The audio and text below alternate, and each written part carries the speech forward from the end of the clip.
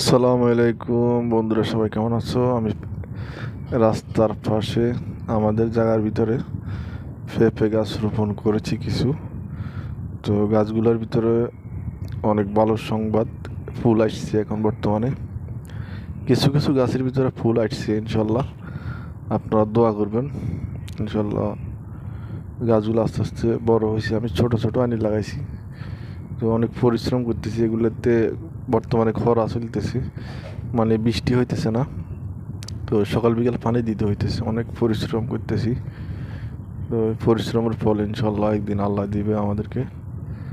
পরিশ্রম, ডিউটির ফাঁকে ফাঁকে কাজও করতেছি, রঙের কাজ, এর ফাঁকে ফাঁকে গাছগুলাকেও যত্ন করতেছি, সর্বোচ্চভাবে চেষ্টা করতেছি অনেক ভালো রাখার জন্য।